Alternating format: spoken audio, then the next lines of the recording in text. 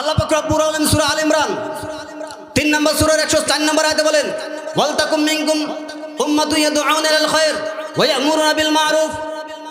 আল্লাহ পাক রব্বুল আলামিন বলেন, group of people from you, they should dedicate their life advising to Allah, way of Allah, our prophet Muhammad sallallahu alaihi wasallam to the paradise। একদল মানুষ থাকা দরকার যারা মানুষকে কল্যাণের দিকে আহ্বান করবে, ভালো কাজের আদেশ দিবে, অন্যায় কাজ থেকে বিরত রাখবে। একদল মানুষ থাকা দরকার, কিন্তু সেই একদল মানুষ যারা থাকবে, কিন্তু আমি ভাবছিলাম আমি হাদিসটা আরো পরে বলবো, কিন্তু এখনই বলে ফেলাই। একদল মানুষ থাকবে, তারা আল্লাহ দিয়ে কি করবে? ডাকবে। সেম সূরা আল ইমরানের 105 নম্বর আয়াতে বলেন, ওয়ালা তাকুনু কাল্লাযিনা তাফাররাকু ওয়াখতালাফু মিন বাদি মা জাআহুমুল বায়িনাত। হিদায়াত স্পষ্ট হয়ে যাওয়ার পরে তারা দলে দলে যেন না ভাগ হয়। হিদায়াত স্পষ্ট হয়ে যাওয়ার পরে তারা দলে দলে কি না হয়? ভাগ জানি না হয়। আল্লাহ বলছে দলে দলে বিভক্ত যেন না হয়। Don't B A divided. কোনো প্রকার দলাদলি করা যাবে আল্লাহ বলছে, কিন্তু আমাদের ভিতরে দল আছে কি আছে না? আল্লাহ রাসূল সাল্লাল্লাহু আলাইহি সাল্লাম বলেছেন, ইহুদি এবং খ্রিস্টানরা ছিল 71 বা 72, আমার উম্মতরা অচিরেই 73 দল হবে। কুল্লুহুম ফিন্নার মা আনা আলাইহি ওয়া আসহাবি। প্রত্যেকটা দলই জাহান্নামে যাবে ইল্লা মিল্লাত ওয়াহিদ, একটা দল ছাড়া। সাহাবীরা জিজ্ঞেস করলো, ইয়া রাসূলুল্লাহ ওয়া মান হাযা মিল্লাত, সেই দলটা কারা? আল্লাহ রাসূল কোন দলের নাম বলছে? বলে নাই। সিম্পটমের নাম বলছে। তাদের এই ক্যারেক্টার থাকবে, তারা এইভাবে চলবে, তারা এইভাবে করবে, সেইগুলো বলছে। তো আমি সেইগুলো কথা বলবো ইনশাআল্লাহ, আপনারা শুনে যাবেন তো। সেই দলের ইন্ডিকেট দিয়ে আমি এখান থেকে যাবো ইনশাআল্লাহ। আল্লাহ যেন আমাকে তৌফিক দেয়। কারা জান্নাতে যাবে আর কারা যাবে না, সেই কথাটা ফাইনাল করে আমি যাব। কথাটা হাদিসটা আমি এইখানে রাখলাম, আমাকে স্মরণ করে দিয়েন, ঠিক আছে? আল্লাহ পাক রব্বুল আলামিন বলেন, যারা এই সমাজে কথা বলবে তাদের কি কোয়ালিটি থাকবে? সূরা ইয়াসিন 36 নম্বর সূরার 21 নম্বর আয়াতে আল্লাহ পাক রব্বুল আলামিন বলেন, ইত্তাবিউ মান লা ইয়াসআলুকুম আজরা ওয়া হুম মুহতাদুন। তোমরা তাদেরই অনুসরণ করো যারা কথা বলার পূর্বে কোনো বিনিময় চায় না, কামনা করে না, আশাও করে না। কেমন হলো কথাটা? ইত্তাবিউ মানে অনুসরণ করো, এখানে আদেশ আমরের সিগা। ইত্তাবিউ মান লা ইয়াসআলুকুম আজরা ওয়া হুম মুহতাদুন। যারা কথা বলার পূর্বে কোনো বিনিময় কামনা করে না, কোনো কিছু চায়ও না। কিন্তু আমরা চাইতেছি কি চাইতেছি না? কথা বলে না, আমরা এখন চাইতেছি না। কোরআন কি বলে আর আমরা কি বলি? কোরআন কি বলে আর আমরা কি বলি? আসেন সেই কথা আমরা সামনে বলবো ইনশাআল্লাহুল আজিজ। আল্লাহ পাক রব্বুল আলামিন যাকে হিদায়াত দিয়েছেন, সূরা আনাম 6 নম্বর সূরার 125 নম্বর আয়াতে বলেন, ফামা ইউরিদুল্লাহু আইয়াহদিয়াহু ইয়াশরাহ সাদরা লিল ইসলাম। আমি যাকে কবুল করেছি তার বক্ষকে উন্মোচন করে দিই, সে সত্যটাকে গ্রহণ করতে পারে।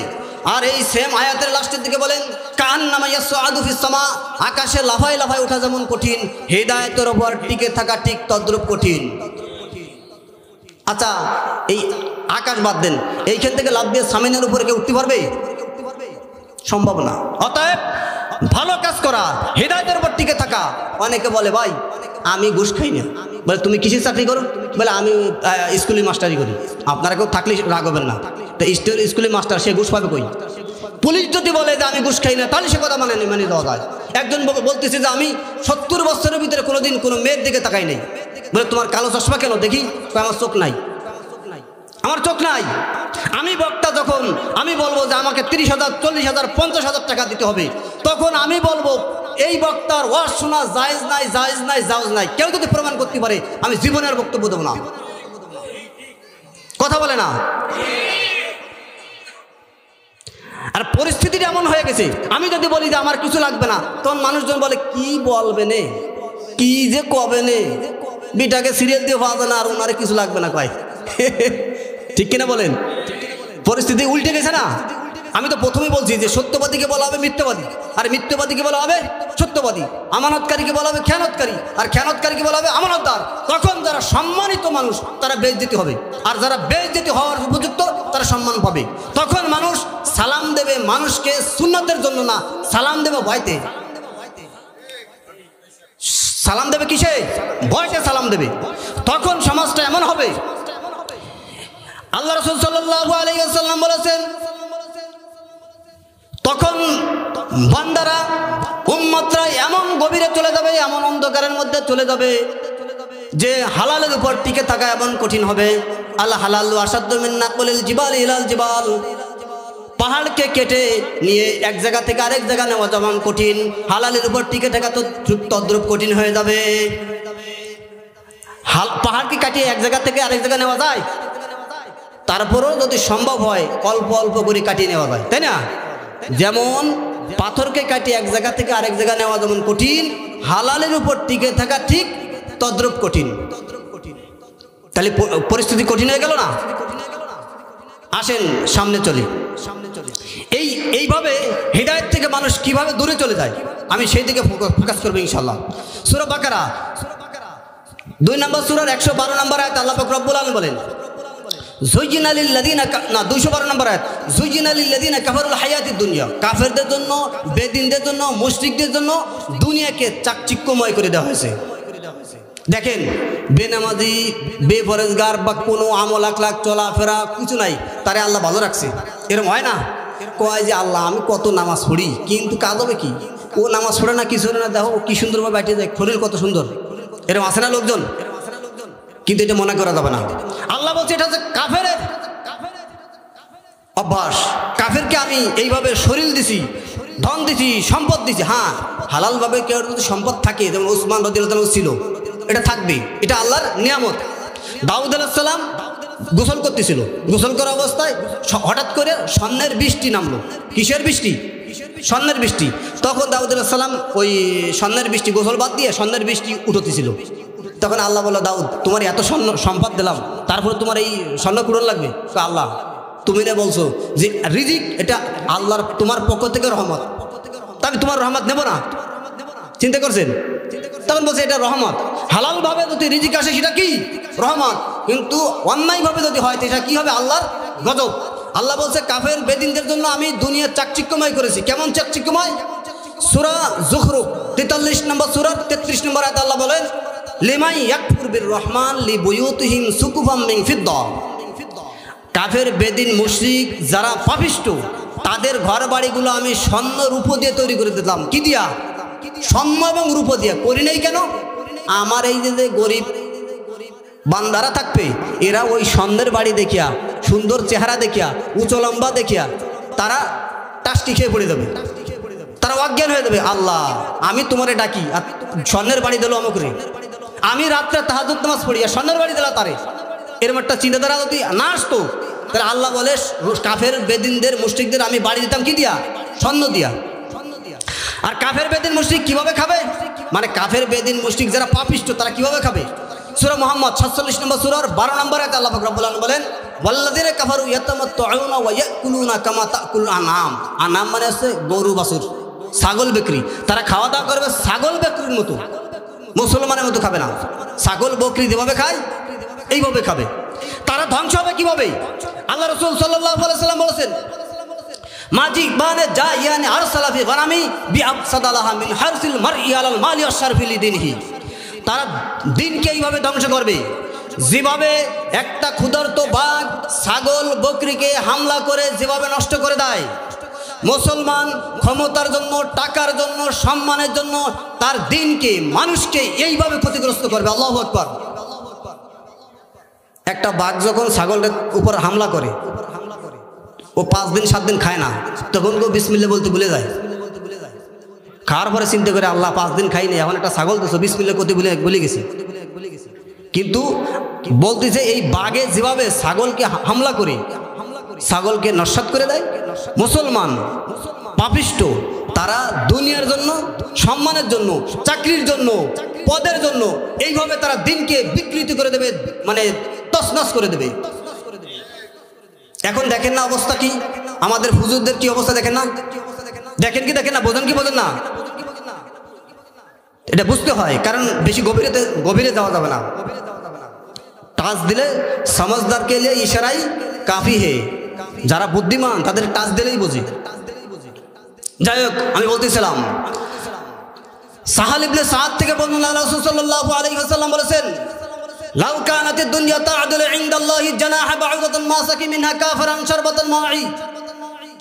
লাউ যদি কানাতের দুনিয়া দুনিয়া হতো ইনদাল্লাহ আল্লাহর কাছে জানাহা ডানা বাউজাতান মশা, তামাম দুনিয়ার সমস্ত সম্পদ, বাংলাদেশে যত সম্পদ আছে, ইন্ডিয়া যত সম্পদ আছে, পাকিস্তান যত সম্পদ আছে, ভারতে যত সম্পদ আছে, আমেরিকায় যত সম্পদ আছে, সমস্ত সম্পদ আসমানের নিচে, জমিনের নিচে, পানির ভিতরে যত সম্পদ আছে, সমস্ত সম্পদ এক জায়গায় রাখা যদি হয়, তার তুলনায় আখেরাতে একটা এই তমাম সমস্ত সম্পদের সামনে একটা মশার ডানার সমপরিমাণও না।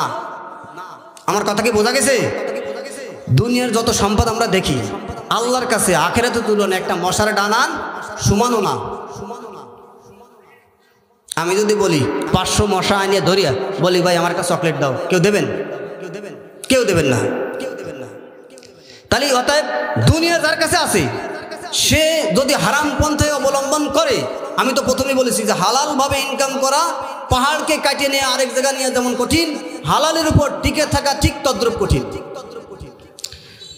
আনাস ইবনে মালিক থেকে বর্ণনা, আল্লাহ রাসূল সাল্লাল্লাহু আলাইহি ওয়াসাল্লাম বলেছেন, মান কানাতিল আখিরাতু হাম্মাহু জাআলাল্লাহু গিনাহু ফি কলবি ওয়া জামাআ লাহু শামলা ওয়া মান কানাতিদ দুনিয়া হাম্মাহু জাআলাল্লাহু ফাকরা বাইনা আইনাইহি ওয়া ফাররাকা আলাইহি শামলা। যে ব্যক্তি আখিরাতের জন্য কাজ করে, মান কানাতিল আখিরাতু হাম্মাহু, যে ব্যক্তি আখিরাতের জন্য কাজ করে আল্লাহ পাক রব্বুল আলামিন তার অন্তরকে ধনী করে দেবেন এবং তার সমস্ত কাজকে আল্লাহ সংক্ষিপ্ত করে দেবেন।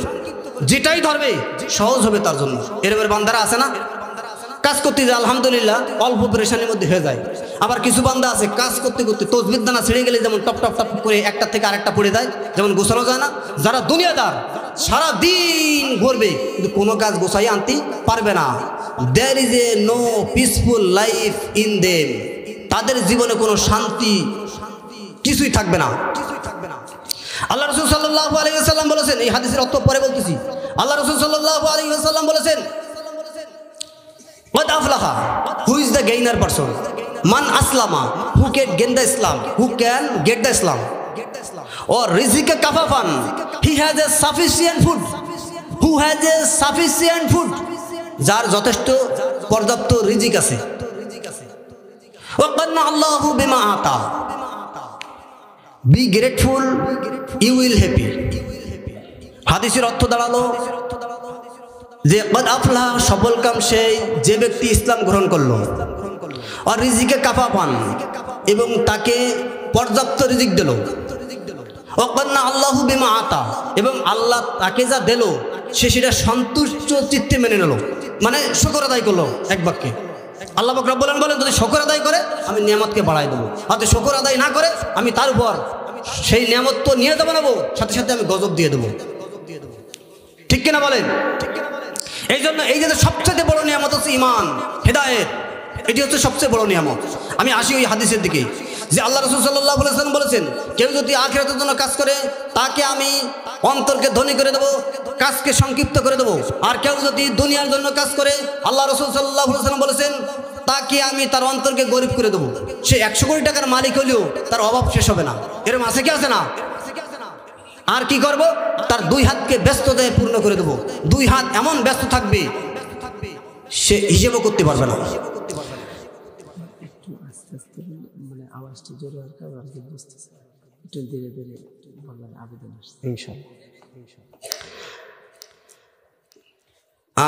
আনাস ইবনে মালিক থেকে বর্ণনা, আল্লাহ রাসূল সাল্লাল্লাহু আলাইহি ওয়াসাল্লাম বলেছেন, ইয়াকুলু রাব্বুকুম ইয়া ইবনে আদম তাফাররাক লি ইবাদি আমলাউ কলবাকা গিনান ওয়া আমলাউ ইয়াদাকা রিজকান লা তুবাইদ মিন্নি আমলাউ কলবাকা ফাকরাক ওয়া আমলাউ ইয়াদাকা শুগলান।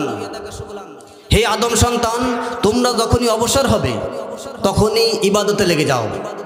তুমি যদি ইবাদতে লেগে যাও আল্লাহ পাক আল্লাহ রাসূল বলেন তাহলে কি হবে? আমলাউ কলবাকা গিনান, তোমার অন্তরকে আল্লাহ ধনী করে দেবেন, তোমার 2 হাতকে টাকা দিয়ে পূর্ণ করে দেবেন।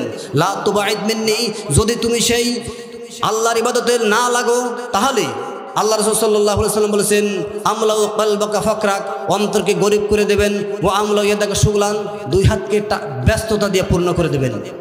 অন্তরকে ধনী করবেন কিভাবে? দেখেন, একটা মসজিদে, একটা মাজলিস, একটা জলসায় টাকা ধরা হয়েছে।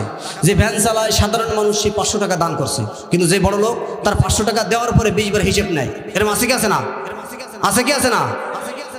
টাকা দেওয়ার পরেও সে কি করে, আরে চলে গেল নাকি, কম হলো নাকি, অমুক কে দেশে, অমুক দেশে কিনা, এইভাবে সে কোশ্চেন করে। আছে কি আছে না? কিন্তু গরিব মানুষ দেশে আলহামদুলিল্লাহ দিয়ে দেশে, তার অন্তরটা কি বড়। কিন্তু সবাই না, ইল্লামান রহিমা রব্বি, দু একজন ছাড়া। وعن أبي هريرة رضي الله تعالى عنه أن النبي صلى الله عليه وسلم আবি হুরায়রা থেকে বর্ণনা, আল্লাহ রাসূল সাল্লাল্লাহু আলাইহি ওয়াসাল্লাম বলেছেন, লাইসাল গিনা আন কাসরাতিল আরাজ ওয়ালাকিনাল গিনা গিনান নাফস। টাকা বেশি হইলে সে ধনী হয় না, যার অন্তর বড় সেই ধনী। কার কথা? আল্লাহ রাসূল সাল্লাল্লাহু আলাইহি ওয়াসাল্লামের কথা। সূরা বাকারা 269 নম্বর আয়াতে আল্লাহ পাক রব্বুল আলামিন বলেন, ইউতিল হিকমাতা মাইয়াশা ওয়া মা ইউতিল হিকমাতা ফাকাদ উতিয়া খায়রান কাসীরা। যাকে আমি হিকমা দিয়েছি, কলম দিয়েছি, তাকে আমি প্রচুর ধন সম্পত্তি দিয়েছি। প্রচুর ধন সম্পত্তি মানে দ্বীনের জ্ঞান, দ্বীনের বুঝ, হেদায়েত, এইগুলো তাকে আমি দিয়ে পরিপূর্ণ করে দিয়েছি। এটাকে হিকমা বলা হয়, মানে জ্ঞান, বিশেষ করে জ্ঞান। যাকে আমি জ্ঞান দিয়েছি তাকে প্রচুর কল্যাণ দিয়েছি। আর এই জ্ঞান যার ভিতরে আছে, আল্লাহ পাক রব্বুল আলামিন সূরা ইব্রাহিমের প্রথম আয়াতে বলেন, কিতাবুন আনজালনাহু ইলাইকা লিতুখরিজান নাসা মিনাজ যুলুমাতি ইলান নূর।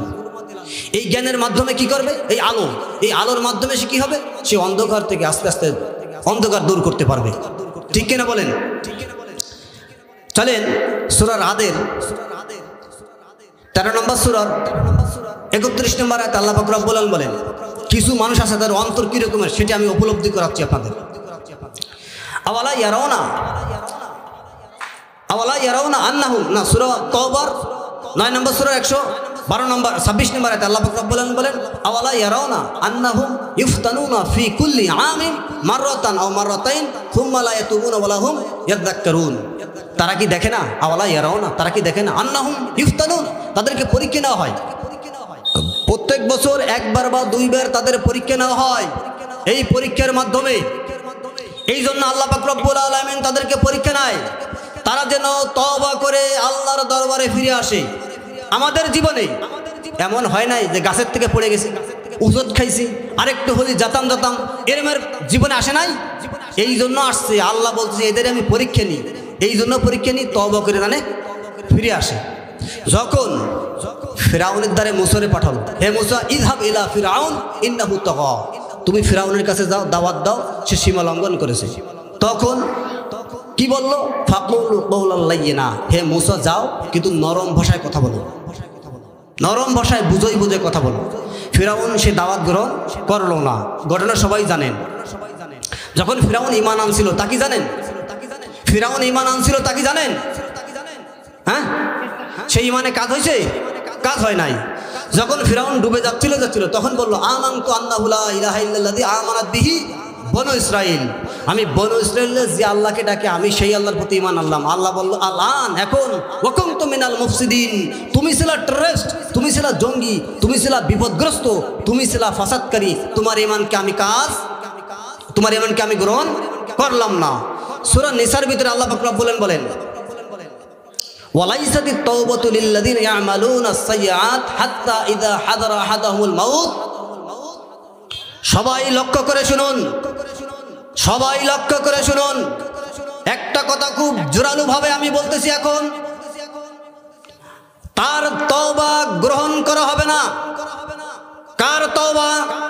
যে ব্যক্তি জেনে শুনে অন্যায় করেছে, মানুষের সম্পদ লুণ্ঠন করেছে, জমি জায়গা যার যেখান থেকে পাওয়ার কথা সেই জায়গা থেকে দেয় নাই।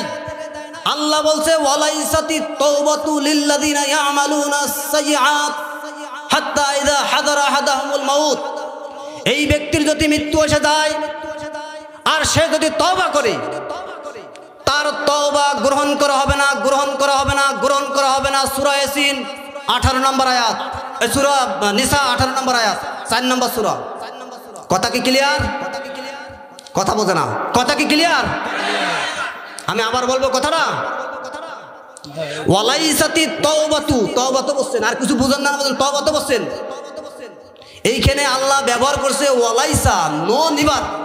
আচ্ছা, নো লাগালি তো অত, নো মানে না, আরবিতে লা মানে না, মা মানে না, মা মানে যা, মা মানে কি, কিন্তু এইখানে বলছে ওয়ালাইসাতিত তাওবাতু, নো নিবার, I will not accept his তওবা, আমি তার তওবাকে কবুল করব।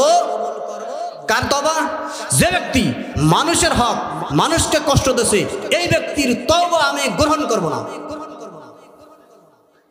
বোনের সম্পত্তি রাস্তার পাশ থেকে ভাই নেছে, বোনের সম্পত্তি রাস্তার পাশ থেকে ভাইয়ের বাপের সম্পত্তি রাস্তার পাশ থেকে ভাই নেছে, বোনকে ধানের জমি দেছে।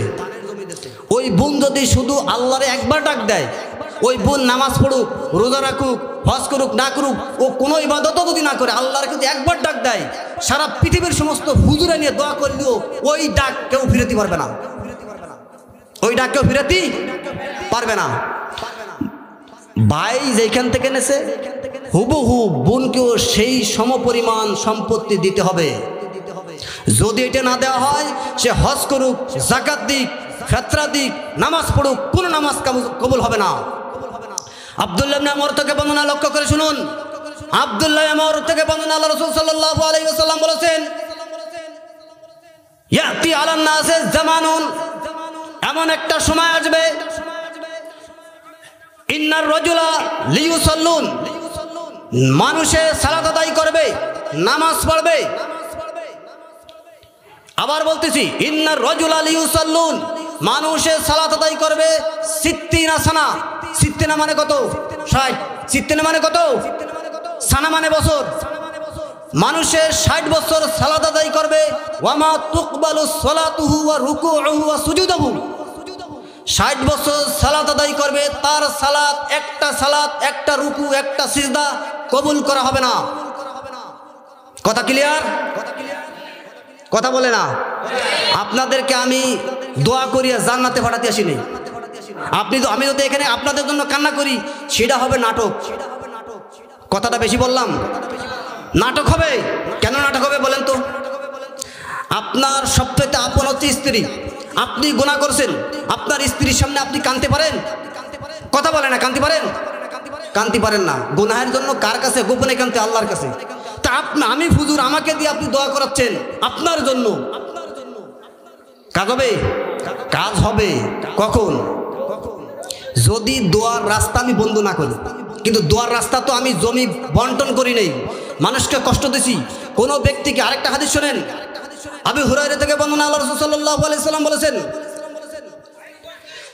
লা ইয়াজালু দুনিয়া হাওয়ানুন ইনদাল্লাহ লাহাদামুল কাবা। এই কথাটা, সব কথা ভুলে গেল, এই কথা বলা চলবে না।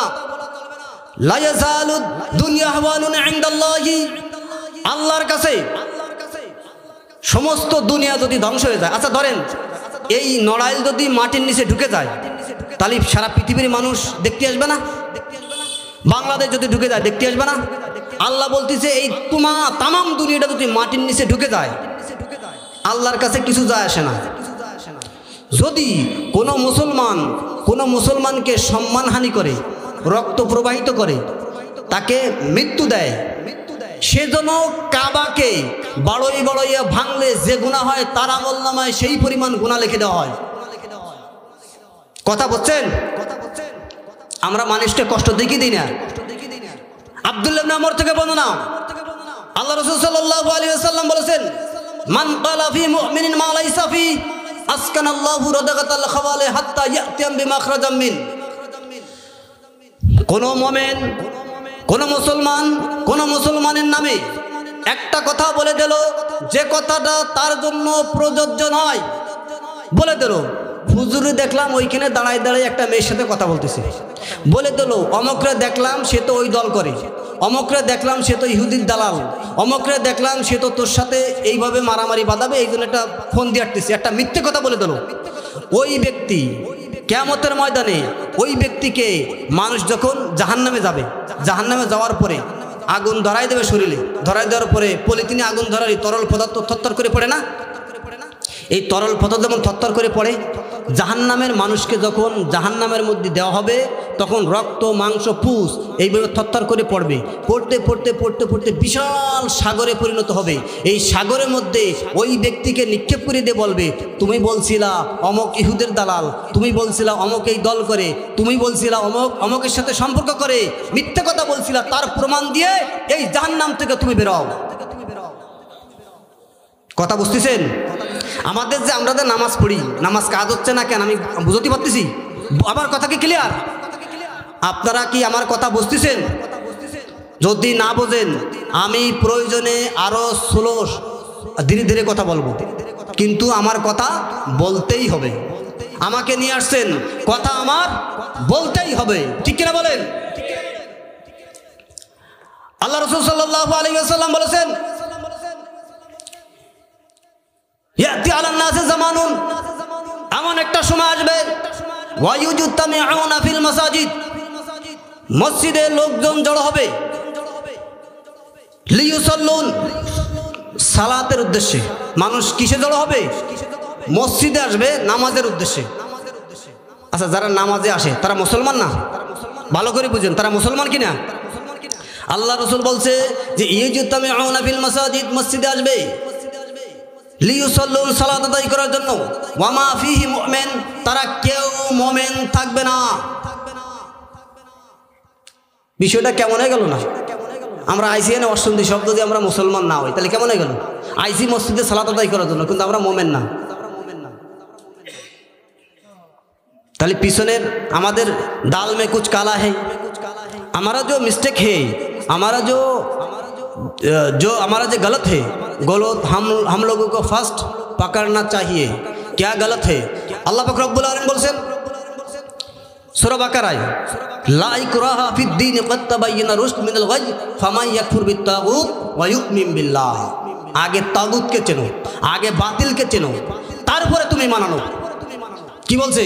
আগে বাতিল কি তারপরে জানো, তারপরে মানানোর কথা বলছে। আল্লাহ আগে বলে নাই তুমি পড়ো লা ইলাহা ইল্লাল্লাহ, আগে বলে নাই। আগে বলছে লা ইলাহা তো পড়বা, কিন্তু লা ইলাহা পড়লে লা ইলাহা কেটে যায়। হিন্দুরা লা ইলাহা পড়ে না, কথা বলে না, তো হিন্দুরা মুসলমান না কেন? আবু জাহেল লা ইলাহা পড়তো না? আবু জাহেল যখন বদরের যুদ্ধে গেল, তখন আবু জাহেল কাবায় যাইয়া কাবার গেলাপ দূরে কান্নাকাটি করে বলতেছে, আল্লাহ যে হক তারে তুমি জিতেই দিও, যে হক তারে কি করো, জিতেই দিও। তাই আল্লাহর প্রতি ঈমান আছে না? আবু জাহেলকে, কাফেরকে, বেদিনকে যখন জিজ্ঞেস করা হয় যে তোমার বানাইছে কে, কে কি বলে? আল্লাহ বানাইছে, তাই বলে না? আরে মুসলমানও তো বলে আল্লাহ বানাইছে, কিন্তু সে আবু জাহেল কেন আর আমরা মুসলমান কেন? কথাটা শুনবেন তো ইনশাল্লাহ। আবু সুফিয়ান মক্কা থেকে 1200 কিলোমিটার জেরুজালেম, সেইখানে গেল তিজারা, ব্যবসা করতে। ব্যবসা করতে যাওয়ার পরে হেরাক্লিয়াস, ইটালির রাজধানী রোম, সেই হেরাক্লিয়াস রোমের সম্রাট আবু সুফিয়ানকে ডেকে পাঠালো, যাও মক্কা থেকে মদিনা থেকে মুহাম্মদ সাল্লাল্লাহু আলাইহি সাল্লামের বিরুদ্ধে যুদ্ধ করছে, তাকে ডেকে নিয়ে এসো। তখন আবু সুফিয়ান তার দলবল নিয়ে গেল। যাওয়ার পরে জিজ্ঞেস করতেছে হেরাক্লিয়াস, হে আবু সুফিয়ান, মুহাম্মদ সাল্লাল্লাহু আলাইহি সাল্লামের কি অবস্থা? বলছে তাই সে তো আমার দেশের শত্রু, দশের শত্রু, ঘরের শত্রু, ধর্মের শত্রু, সম্পদের শত্রু, আমার মান সম্মানের শত্রু। কে শত্রু? কে? মুহাম্মদ সাল্লাল্লাহু আলাইহি সাল্লাম। জিজ্ঞেস করতেছে কার কাছে? আবু সুফিয়ানের কাছে। আবু সুফিয়ান আল্লাহ রসুলের বিরুদ্ধে যুদ্ধ করছে কিনা? যুদ্ধ করছে। যুদ্ধ করছে, তারপরে ঘোর শত্রু। আমরা যদি এখন ইন্ডিয়ার সাথে যুদ্ধ করি, তো ইন্ডিয়ার সম্পর্কে, মোদি সম্পর্কে আমরা কি ভালো তথ্য দেব? দেব? দেব না। কিন্তু আল্লাহ রসুল সাল্লাল্লাহু আলাইহি সাল্লামের সম্বন্ধে সম্পর্কে আবু সুফিয়ান বলতেছে, হে হেরাক্লিয়াস, সে সত্যবাদী, সে আমানতদারি, সে আত্মীয়তা রক্ষা করে, বয়স্কদের সেবা করে, সে মানে ন্যায় নিষ্ঠা ইনসাফের সাথে কথা বলে, সত্য কথা বলছে। বলছে কি বলছে না? কাফের হওয়ার পরে, সে বেদিন হওয়ার পরেও সে ঘোর বিরোধী শত্রু, আল্লাহ রসুল শত্রু না, তার নামে সত্য কথা বললো। আর আমার মতো হুজুর টুপি রেখে, দাড়ি রেখে, মসজিদে বসে, মেম্বারে বসে মিথ্যে কথা বলে, আছে কি আছে না? কথা বলে না, আছে কি আছে না? কোথায় মুসলমান আর কোথায় আমরা? আল্লাহ রসুল কেন বলছে যে মসজিদে যাবে সালাত আদায় করতে, কিন্তু মোমেন? অনেকে আবার কষ্ট পাচ্ছে যে আমরা ইমাম সাহেব, আমরা হুজুর, কথা বললেই তো খালি এদের বিরুদ্ধে চলে যাচ্ছে। আর একটা কথা বলবো, মনে পড়ছে, বলবো। আল্লাহ রসুল সাল্লাল্লাহু আলাইহি সাল্লাম সোপাই আল আসবাহি, নাম কি?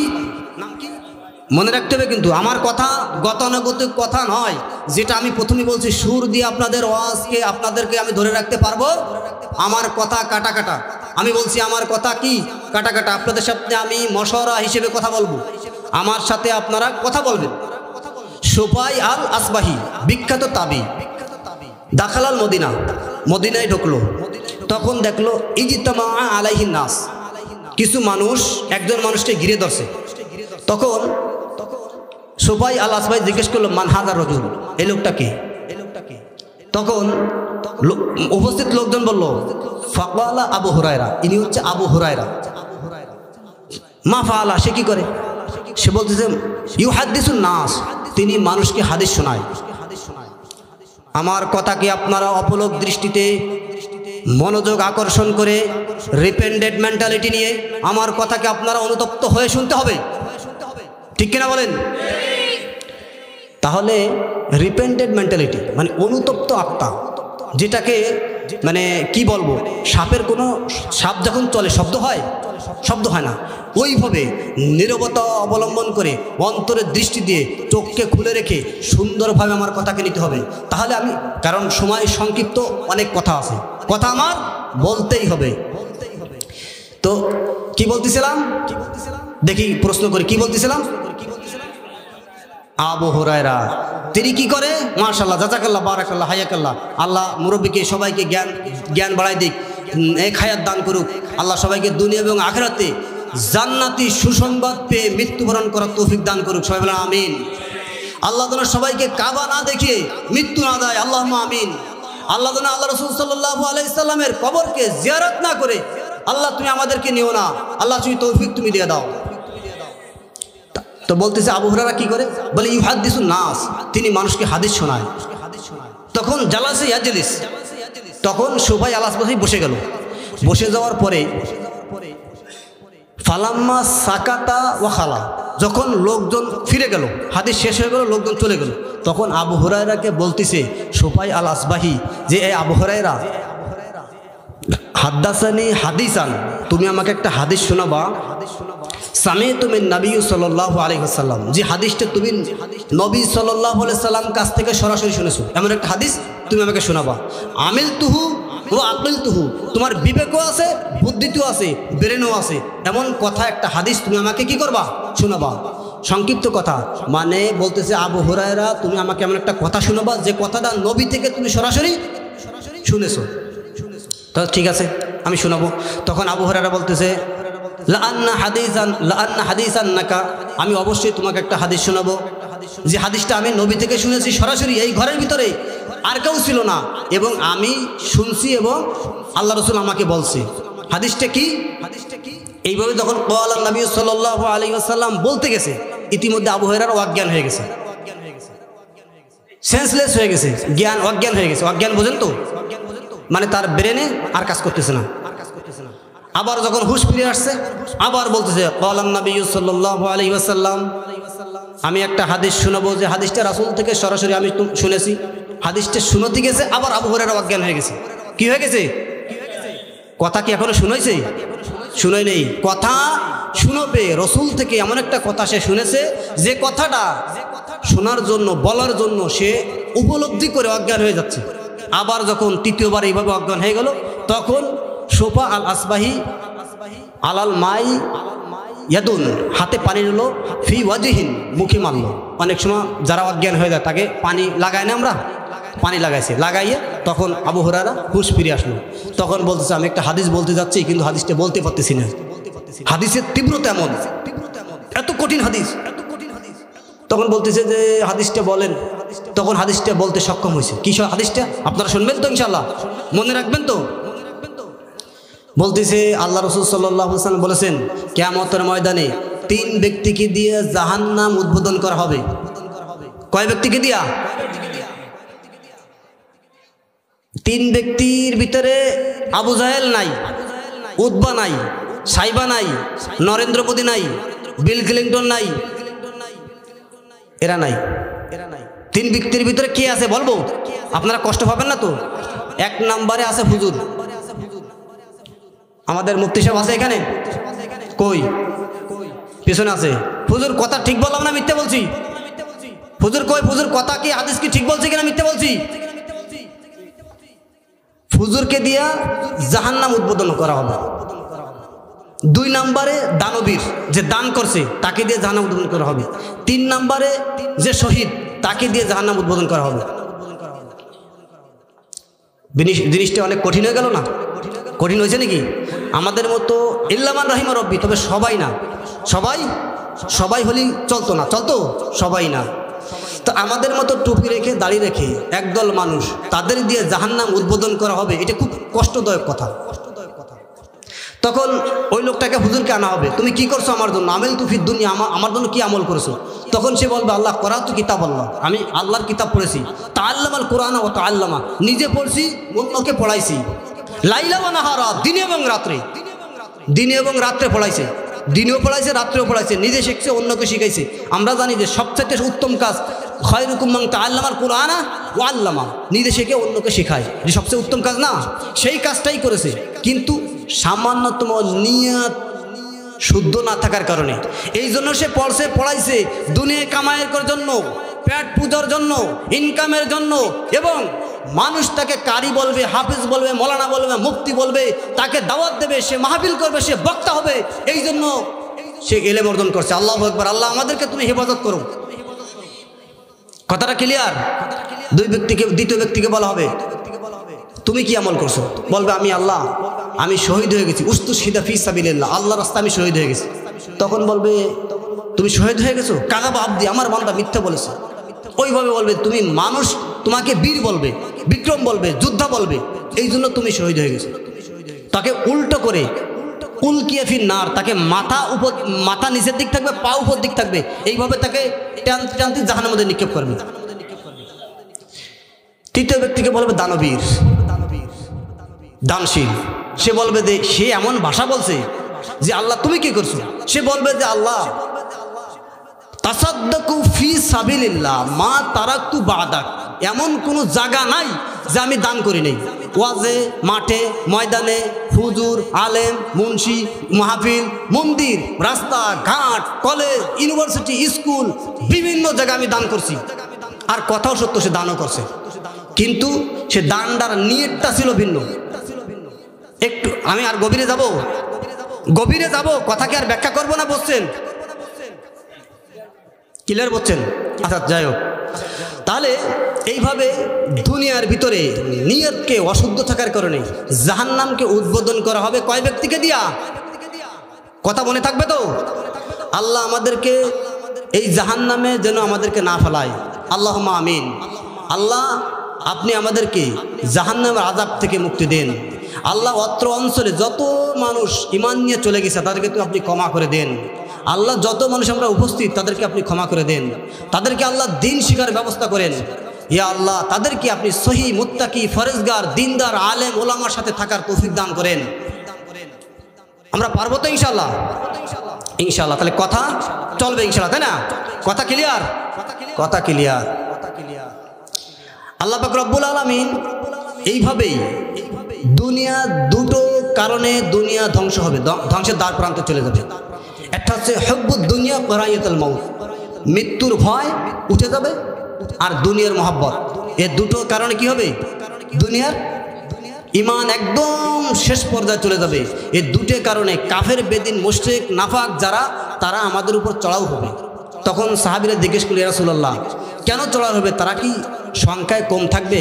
বলে না, বালহুম কাসীর, তারা প্রচুর লোক থাকবে, কিন্তু তারা থাকবে গোসা সাইল, তারা থাকবে খড়কুটার মতো। কিসের মতো? খড়কুটার মতো। আমাদের ঈমানের অবস্থা কি থাকবে? খড়কুটার মতো।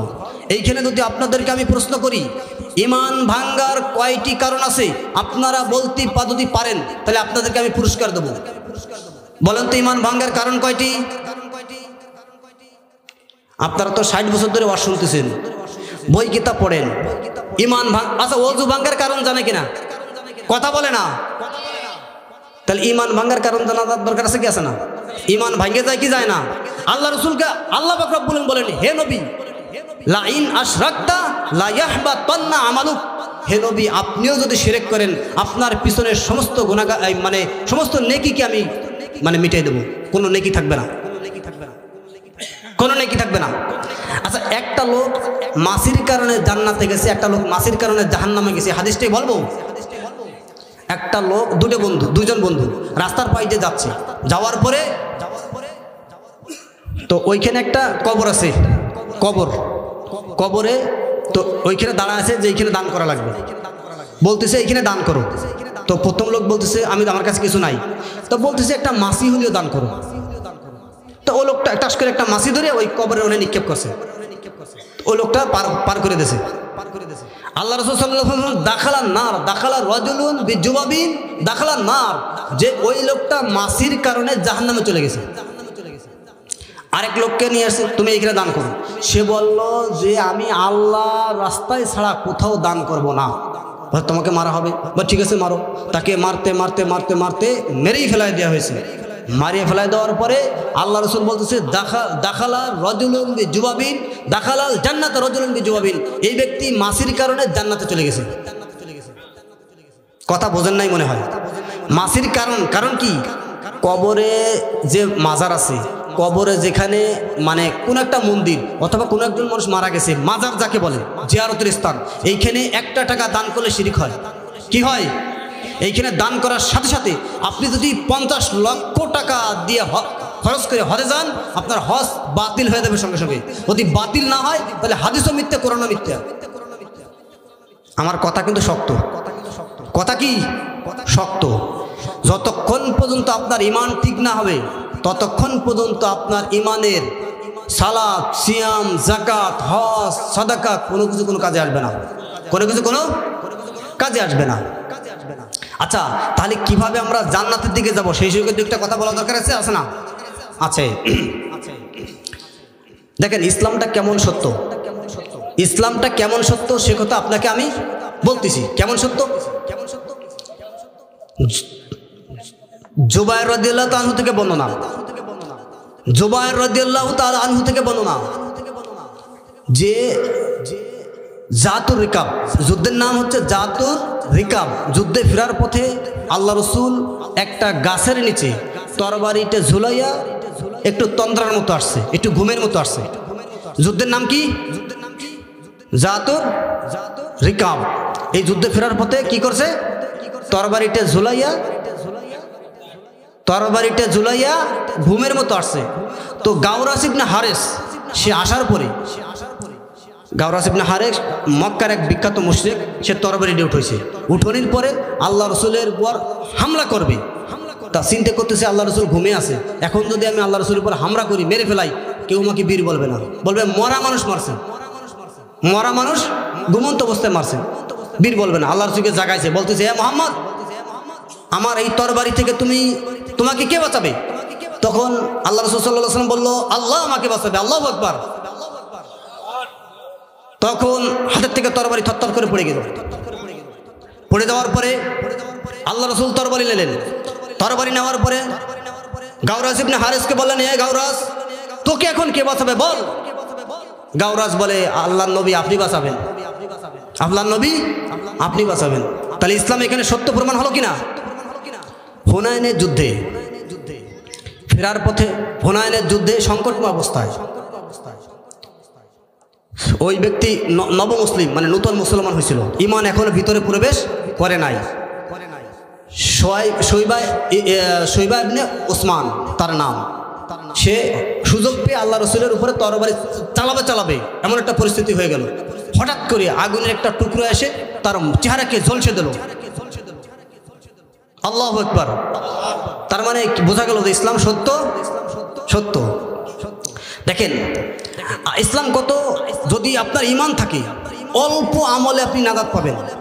আল্লাহ রাসূল সাল্লাল্লাহু আলাইহি ওয়াসাল্লাম বলেছেন, মান তুকিব্বারাত লাহু হাসানা দাখালাল জান্নাহ। কেউ যদি একটা নেকি থাকে কিয়ামতের ময়দানে, সে জান্নাতে প্রবেশ করবে। একটা নেকি, বেশি নেকি দরকার না। কয়টা নেকি? মান তুকিব্বারাত লাহু হাসানা দাখালাল জান্নাহ। কেউ যদি একটা নেকি কারুর থাকে, সে কোথায় চলে যাবে? জান্নাতে চলে যাবে। আল্লাহ রাসূল সাল্লাল্লাহু আলাইহি ওয়াসাল্লাম বলেছেন, মান আলা জারিয়াতাইনি, হাত্তা তাবলুগা জাআ ইয়াউমাল কিয়ামাতি আনা ওয়া হুয়া ফিল জান্নাহ। কেউ যদি দুটো মেয়ের লালন পালন করে, সে যদি কেউ যদি দুটো মেয়ের লালন পালন করে, হাত্তা তাবলুগা বালেগ হওয়া পর্যন্ত, সে যদি দুটো মেয়ের লালন পালন করে হাত্তা তাবলুগা বালেগ হওয়া পর্যন্ত, দাখালাল জান্নাহ, সে জান্নাতে থাকবে, আমি আর সে এইভাবে পাশাপাশি। সুবহানাল্লাহ, বলেন সুবহানাল্লাহ। তাহলে দুটো মেয়ের লালন পালন করলে সে আর আমি এইভাবে পাশাপাশি জান্নাতে থাকবো ইনশাআল্লাহ। আল্লাহ আমাদেরকে তৌফিক দান করুক, আমিন। আল্লাহ রাসূল সাল্লাল্লাহু আলাইহি ওয়াসাল্লাম বলেছেন, কেউ যদি অসুস্থ অবস্থায় বলে আলহামদুলিল্লাহ, আল্লাহ রাসূল বলেন সে ওইভাবে নিষ্পাপ হয়ে যায় যেইভাবে তার পিছনে কোনো গুনাহই থাকে না। তার মানে ঈমানের কত পাওয়ার দেখেন। আল্লাহ রাসূল সাল্লাল্লাহু আলাইহি ওয়াসাল্লাম বলেছেন, আলা উখবিরুকুম বিআফসালি মিন সিয়ামি ওয়া সাদাকাতি সালাতি, আমি কি তোমাদেরকে দান করার চেয়ে বেশি নাকি, আমি কি তোমাদের রোজার চেয়ে বেশি নাকি, সালাতের চেয়ে মানে নামাজ পড়ার চেয়ে বেশি নাকি, দান করার চেয়ে বেশি নাকি, এবং রোজা রাখার চেয়ে বেশি নাকি, এই কথাগুলো বলবো? তখন সাহাবীরও ঠিক বললেন যে আল্লাহ রাসূলুল্লাহ বলেন, বলে জাতিল বাইনি ইসলাহিহা, তোমরা একজন আরেকজনের জ্ঞানজাম ফ্যাসাদ মিটিয়ে দেবা, তাহলে দান করলে যে নেকি হয় তার চেয়ে বেশি নেকি হবে। চিন্তা করছেন? দান করলে যে নেকি, সিয়াম থাকলে যে নেকি, এবং সালাত পড়লে যে নেকি, একজনের জ্ঞানজাম মিটিয়ে দিয়া তাদের সাথে মানে মিলেমিশে চললে এই পরিমাণ নেকি তার আমলনামায় লিখে দেওয়া হয়।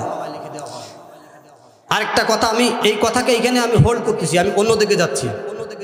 যারা এই দুনিয়াতে আল্লাহমুখী হবে না, আল্লাহ পাক রব্বুল আলামিন সূরা তোহা 124, 125, 126 নম্বর আয়াতে বলেন, দুনিয়ার জীবন হবে তাদের সংকীর্ণ, কিয়ামতের ময়দানে তারা উঠবে অন্ধ, তখন বলবে আল্লাহ কেন আজকে লিমা ক্বালা রব্বি লিমা হাশারতানি আমা, কেন আজকে আমি আখিরাতে অন্ধ এসে উঠলাম। আল্লাহর কাছে কি বলবে? ক্বালা রব্বি লিমা হাশারতানি আমা, কেন আজকে আমি অন্ধ আল্লাহ। তখন আল্লাহ বলবে যে তুমি অন্ধ, তুমি বুঝলা না কেন আজকে তুমি অন্ধ। তুমি যখন মানুষের নামে মিথ্যা মামলা দিতা তুমি বুঝতা না, কালা বুঝতাম। যখন তোমার বোনের সম্পত্তি দেও নাই তখন তুমি বুঝতা না, বলে বুঝতাম। যখন তুমি হাটে বাজারে যাইয়া মিথ্যে কথা বলে ব্যবসা করতা তুমি বুঝতা না, বলে বুঝতাম। যখন তুমি পরের হক গালি মারামারি হট্টগোল করতা তখন তুমি বুঝতা না, বুঝতাম।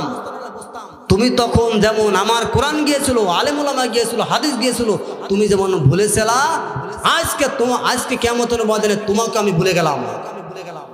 শুধু ভুলে গেলাম তাই নয়, সূরা আশ-শুরা 72 নম্বর আয়াতে আল্লাহ পাক রব্বুল আলামিন বলেন, ওয়ামান কানা ফি হাদি আমা ফাহুয়া ফিল আখিরাতি আমা, যে ব্যক্তি দুনিয়ার জীবন অন্ধ কিয়ামতের ময়দানে তারাও অন্ধ। কিয়ামতের ময়দানে সে অন্ধ এসে পড়বে।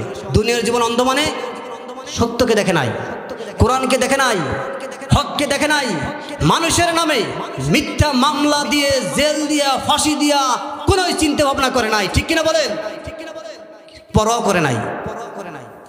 এটা তুমি করতে পারছো, এটা তুমি করতে পারছো নির্দ্বিধায়, দুনিয়ার লোভে ক্ষমতার লোভে এগুলো তুমি করছো। করছে কি করছে না? কথা বলে না। তারপরও উপলব্ধি শক্তি হয় নাই। আল্লাহ পাক রব্বুল আলামিন সূরা আশ-শুরার 97 নম্বর আয়াতে বলেন, ওয়া নাহশুরুহুম ইয়াউমাল কিয়ামাতি আলা ওয়ুজুহিহিম উময়াও ওয়া বুকমাও ওয়া সুম্মা, কিয়ামতের ময়দানে এই সমস্ত মানুষ অন্ধ হিসেবে উঠবে, পাও থাকবে উপরের দিকে, মাথা থাকবে নিচের দিকে। অন্ধ থাকবে, মাথা নিচের দিকে থাকবে, পা উপরের দিকে থাকবে, এবং কথা বলতে পারবে না, কানে শুনবে না, চোখে দেখবে না। এমত অবস্থায় সে কিয়ামতের ময়দানে উঠবে। এই আয়াতের ব্যাখ্যা সূরাতুল হজ 22 নম্বর সূরার 46 নম্বর আয়াতে আল্লাহ পাক রব্বুল আলামিন বলেন, ফাইন্নাহা লা তা'মাল আবসার ওয়ালাকিন তা'মাল কুলুব, তাদের দৃষ্টি শক্তি অন্ধ নয়, তাদের অন্তর অন্ধ। কিসে অন্ধ? অন্তর অন্ধ। আজকে আপনারা এখানে মাহফিলে উপস্থিত হয়েছেন, মসজিদে আপনারা ঈশার সালাতে যে কয়জন উপস্থিত হয়েছেন, সকালবেলা পার্সেন্টেজ কমে যায় কেন? এই মাহফিল থেকে আপনারা যদি কোনো লাভ করতে না পারেন, আপনারা যদি কোনো লাভ উঠাইতে না পারেন, কোরআন হাদিস শিখতে না পারেন, আমল বাড়াইতে না পারেন, তাহলে এরকমের মাহফিল 1 কোটি মাহফিল দিলেও কোনো লাভ কথা বলে না। কিন্তু মাহফিলের বিরুদ্ধে আমরা বলি না। কেন বলি না? আরেকটা কথা বলবো এখন আমার এই কথার বিরুদ্ধে সবাই চলে যাবেন। হুজুরি 2 ঘন্টা 1 ঘন্টা ওয়াজ করার জন্য এই চেয়ার, এই মাইক, এই প্যান্ডেল এগুলো প্রয়োজন ছিল না। যে কয়জন লোক ছিল মসজিদেই যথেষ্ট, ঠিক কিনা বলেন? অন্তত 10-15 হাজার টাকা খরচ হয়েছে প্যান্ডেল করার জন্য, হয়েছে কি হয়েছে না? হুজুর সহ কমিটি সহ কিয়ামতের ময়দানে এই প্যান্ডেল সাজানোর জন্য জবাব দিতে পারবে না, কথা বলে না।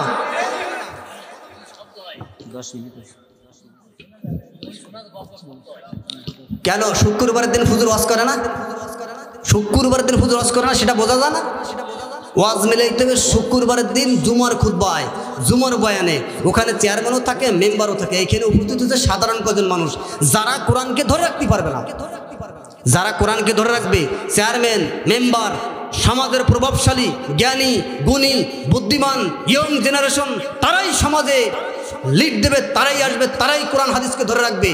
আমি বলবো একটা, আপনারা বুঝবেন আরেকটা। একটা হাদিস না বললেই নয়। ওয়ান আবি হুরায়রা রাদিয়াল্লাহু তাআলা আন্না নবী সাল্লাল্লাহু আলাইহি ওয়াসাল্লাম, আবু হুরায়রা থেকে বর্ণনা, আল্লাহ রাসূল সাল্লাল্লাহু আলাইহি ওয়াসাল্লাম বলেছেন, ফিল হাব্বাতি সাউদাউ শিফাউম মিন কুল্লি দাইন ইল্লা সাম। কালো জিরার ভিতরে আছে সমস্ত রোগের ওষুধ, মৃত্যু ছাড়া। কি ছাড়া? এইখানে যারা আলেম ওলামা আছে তারা লক্ষ্য করেন, আলিফ লাম হা বা ইয়া, আল হাব্বাতু। কথা ক্লিয়ার? আলিফ লাম হা বা ইয়া। আচ্ছা, বান নিচে কয় নুক্তা? 1 নুক্তা। এখন তোমা আল হাকিম তার বাবার কাছ থেকে হাদিস নেওয়ার পরে অনেক দিন পরে বইটা বের করে দেখছে বান নিচে 2 নুক্তা হয়ে গেছে। কয়টা নুক্তা হয়েছে?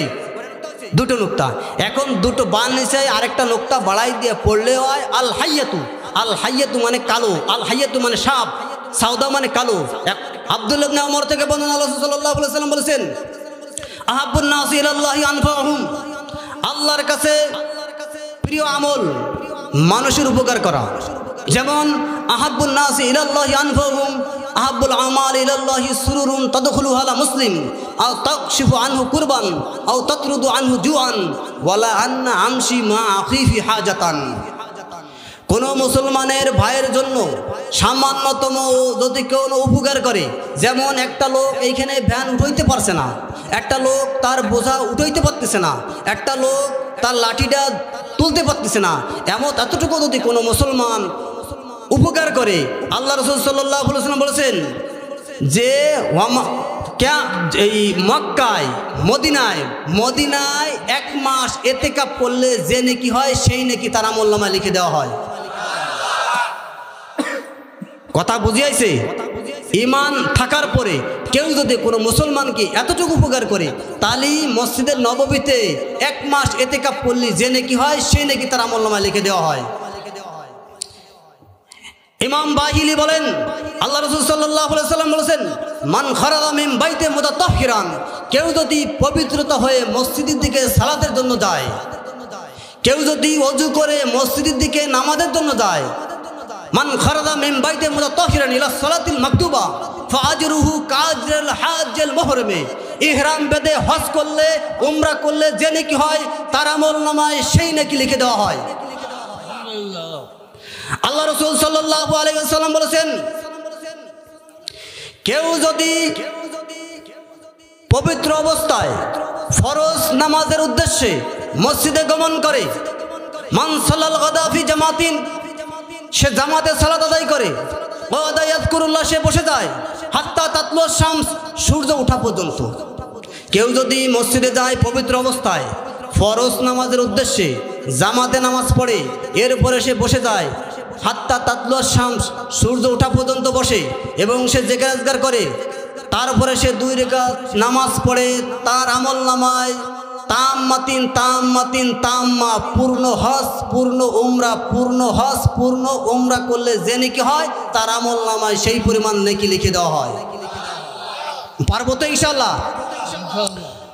ওয়ান উসমান ইবনে আফফান থেকে বর্ণনা, আল্লাহ রাসূল সাল্লাল্লাহু আলাইহি ওয়াসাল্লাম বলেছেন, মান সাল্লাল ইশা ফি জামাতিন, কেউ যদি ঈশার সালাত জামাতে আদায় করে, মান সাল্লা ইশা ফি জামাতিন ফাকান্নামা কিয়ামা নিসফুল লাইল, কেউ যদি ঈশা সালাত জামাতে আদায় করে সে আধা রাত্র দাঁড়ায় দাঁড়াইয়ে তাহাজ্জুদ নামাজ পড়লে তার আমলনামায় তাহাজ্জুদের নামাজ লিখে দেওয়া হয়।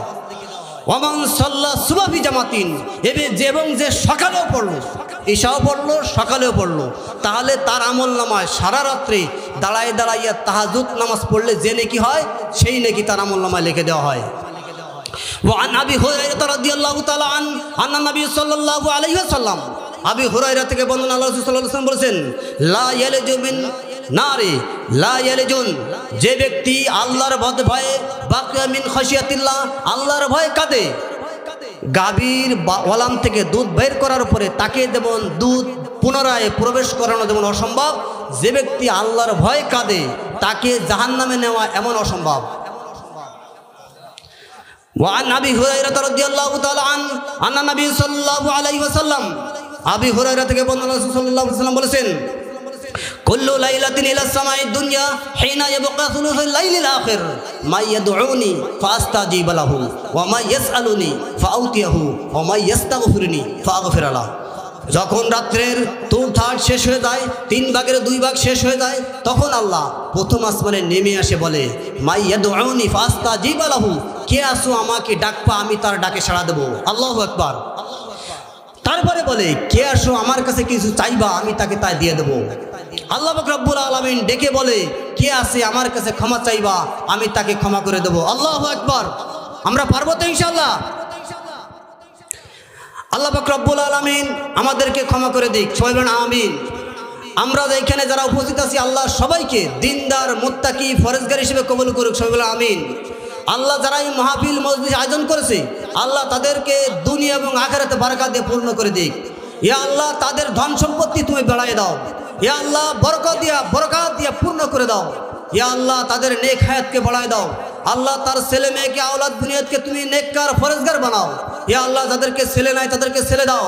আল্লাহ যাদের মেয়ে নাই তাদেরকে তুমি মেয়ে দাও। আল্লাহ যাদেরকে ধন সম্পদের অভাবে অভাবগ্রস্ত আছে আল্লাহ তাদেরকে অভাবকে তুমি মিটাই দাও।